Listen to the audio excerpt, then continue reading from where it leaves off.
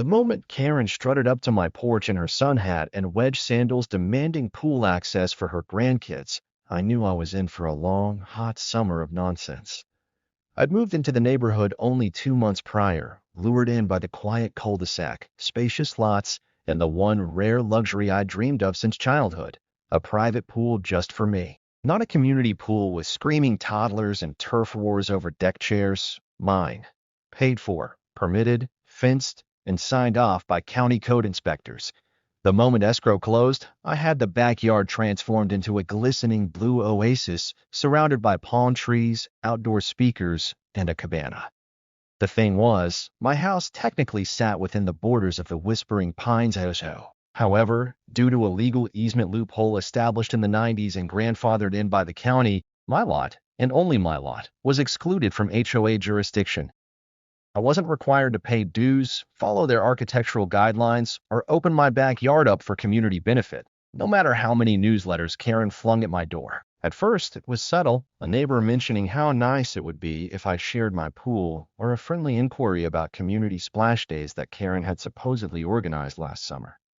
I always smiled and said no thanks, thinking that would be the end of it. It wasn't. One Thursday afternoon, I came home to find Karen leaning on my locked side gate, peering through the slats into my yard like a raccoon sniffing for leftovers. When I asked what she was doing, she straightened, all indignant, and said, "We had an HOA vote, and it's only fair the neighborhood has scheduled use of the pool since your property is within our map." I laughed. I shouldn't have, but it came out. I told her, as gently as I could, that my property wasn't subject to HOA rules, and if she had any legal questions, she could speak to the county office. She didn't take that well. Over the next week, Karen escalated. First came the anonymous complaint to animal control. Ironic, since I don't even own a dog. Then the code enforcement officer appeared, saying someone had reported unsafe deck lighting. When that failed, she sent a phony letter stamped with the HOA logo demanding compliance or penalties for violating shared resource use clauses. I showed it to a lawyer friend who nearly choked laughing. It wasn't even formatted correctly. Just Karen on her home printer trying to bully me into submission. But then she crossed a line. One Saturday, I hosted a small barbecue for my cousins, maybe 10 of us total. Burgers, music, pool floats, nothing wild. Around 4 p.m., two patrol cars pulled up, lights off, but with uniformed officers stepping out. Apparently, someone had called 911, reporting a private pool party with suspected drug use and underage drinking.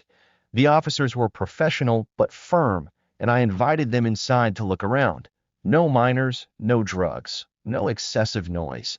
They apologized and left. I asked who had called, but of course they couldn't say. But Karen made the mistake of watching from her porch, phone in hand, smirking, and didn't even flinch when our eyes met. That was it. I was done playing nice. I pulled every document I had, the original deed, the HOA exemption letter, the zoning maps, and compiled them into a neat binder labeled "In Case of Karen." I even emailed scanned copies to the HOA's legal contact listed on their website. But it didn't stop. The next morning, Karen marched onto my driveway in front of two other board members and declared, "If you won't share the pool voluntarily, we'll pursue enforcement." I told her I'd already contacted a lawyer and that any further trespass would be documented and prosecuted. She laughed and said, "You think the cops care? We have influence here." That's when I realized this wasn't just about a pool. Karen saw my independence as a threat. If I could live happily outside her petty little fiefdom, it made her whole power trip meaningless.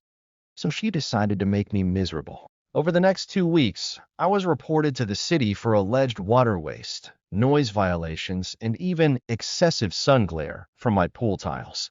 All of it ridiculous, and all of it traceable to Karen. The final straw came when I returned from work to find a laminated sign zip tied to my front gate. Community access hours 12 p.m. to 6 p.m. Guests must be supervised. It had the HOA logo, again, fake, and was clearly meant to trick others into thinking my private pool was open to everyone. I yanked it down and checked my security cams. Sure enough, an hour earlier, Karen had walked up, sign in hand, and zip-tied it herself. That's when I activated the plan I'd been quietly preparing, retaliation through legal exposure. I scheduled a meeting with the HOA's actual legal counsel. Turns out, Karen hadn't just overstepped. She'd forged documents, impersonated the board's authority, and acted without any recorded approval. The lawyer was shocked. "She's opened them up to serious liability," he muttered, thumbing through my binder. With his encouragement, I submitted a formal complaint to the HOA, the city clerk, and the neighborhood mediation council.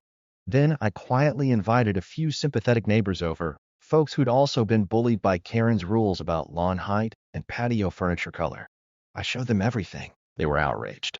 One guy, Ron, had been fined $150 for having a bird bath shaped like a frog. Another woman was nearly cited for her wind chimes. We agreed it was time for Karen to answer to more than just eye rolls and ignored emails. But Karen? She wasn't done. Not even close. Because the very next day, in a final blaze of petty glory, she did something that made my blood boil. She called the police again, this time claiming I'd threatened her with violence when she came to inspect shared amenities. Of course, I had security footage. When the officers arrived, same ones as before, I didn't even have to say a word. I played the video. Karen standing at the gate, yelling through the slats, "If you don't open this damn pool, I'm gonna make you regret moving here." One officer sighed, turned to the other and said, "Same Karen again."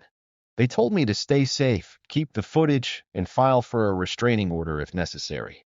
And that's exactly what I was planning to do. But first, I had something else prepared. Something Karen wouldn't see coming. Something far more satisfying than lawsuits or passive-aggressive neighborhood flyers. I had a surprise waiting, not a trap, but a fully legal, deeply humiliating reversal that would show Karen and her clipboard-wielding tyranny that she'd messed with the wrong homeowner. She thought this was a game about pool access. She had no idea what I had waiting. The very next morning after her last 911 stunt, I made my move. I'd waited long enough, and with the legal documents in place and a growing list of fed-up neighbors backing me, it was time to let Karen experience the full weight of her arrogance. First, I contacted the county zoning board and shared my full collection of evidence. The fake HOA notices, the footage of her trespassing and zip-tying fraudulent signs, and even the recordings of her slanderous statements to the police. The clerk, a man named Jeff who had clearly dealt with Karen types before, promised to escalate it. Within 48 hours, a city code enforcement investigator showed up with a clipboard, not at my house, but at hers. You see, the irony was that Karen's home, one of the largest in the HOA, had its own violations. Her back fence encroached nearly 5 feet into the greenbelt. Her above-ground hot tub hadn't been permitted. And the wrought iron gate she installed? Unapproved by both the HOA and the city. But I didn't stop there. With the help of my lawyer friend, I filed a motion for a protective order citing ongoing harassment and malicious false reports. While that made its way through the system, I delivered the biggest blow yet, a cease and desist letter to the entire HOA board, citing Karen's misrepresentation of authority, forged documentation, and illegal attempts to coerce use of private property. My exemption from the HOA was ironclad, but her meddling now posed a legal threat to the association itself. That letter got their attention. 3 board members came to my house the next evening, offering an apologetic explanation. Karen had been overzealous, they said, and had acted without board approval. They assured me that her behavior did not represent the HOA, and they were launching an internal review. But the best part? They asked me to submit a formal complaint against her for abuse of board authority. I agreed, under one condition, that they deliver a public written apology and make it clear that my property was exempt and off-limits to HOA access, permanently. They agreed. The next weekend, they mailed a letter to all residents clarifying the exemption and formally stating that no resident was permitted to use my pool or approach my property under the guise of HOA authority. Karen, of course, went nuclear. I watched from my office window as she stormed to the community bulletin board and ripped the announcement down. But the damage had been done. The illusion of her power shattered. Neighbors started pushing back. People began ignoring her notices, challenging her fines, questioning her leadership. Then came the annual HOA board election, and you better believe I attended. Despite not being a member, I'd earned the right to speak as a guest. With over 30 neighbors present, I read a detailed account of Karen's harassment, her false police reports, the forged HOA notices, and the video of her trespassing. I ended by saying, "This isn't just about me. This is about how one person's need for control nearly got someone falsely arrested, wasted police resources, and tarnished the reputation of your community. The room was silent. Then Ron, the frog bird bath guy, stood up and said, "I second everything he just said." A chorus of agreement followed. Karen, sitting near the front in a red blouse and pearls, turned beet red. She tried to speak, but the board president shut her down. "Karen," he said firmly, "your actions have put this entire HOA at risk of legal action. We're suspending your board privileges effective immediately pending further investigation." She stormed out, but she wasn't done. The next day, she filed a complaint of her own against me, claiming I was running a commercial pool business from my property without a license. That one almost made me laugh. Fortunately, I'd already spoken with the county inspector and given them a heads up. When they came to investigate, I showed them my usage logs, the guest list from the barbecue, and security footage showing no revolving door of random visitors, just family and friends. The case was dismissed the same day. Karen had run out of ammo, and now, with her off the board, she lost her little kingdom. Her influence evaporated almost overnight. But I wasn't quite done. I had one last surprise. See, my neighbor on the other side, a quiet engineer named Lena, had long been Karen's silent victim. She'd been fined repeatedly for her wildflower garden, accused of unsanctioned vegetation, and even forced to repaint her mailbox 3 times. Lena and I had gotten close over the past few months, quietly swapping stories and strategy.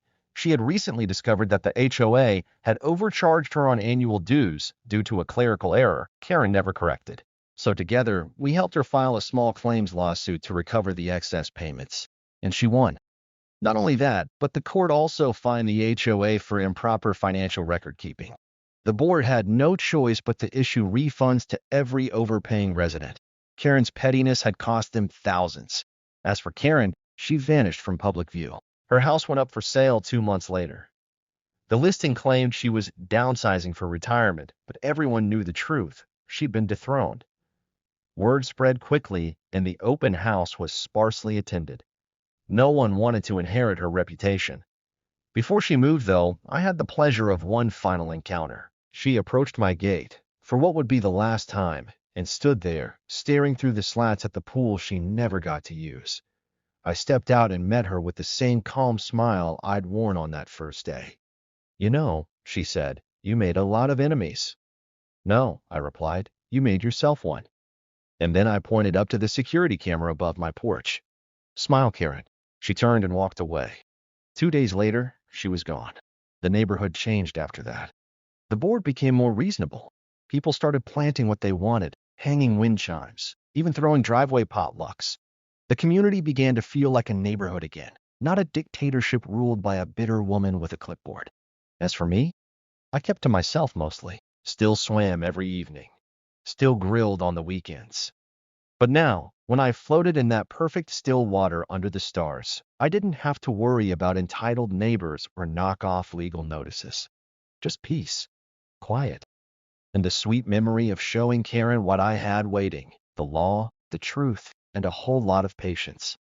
In the end, Karen didn't lose because of me. She lost because she couldn't imagine a world where someone said no and meant it. But I did, and I always will.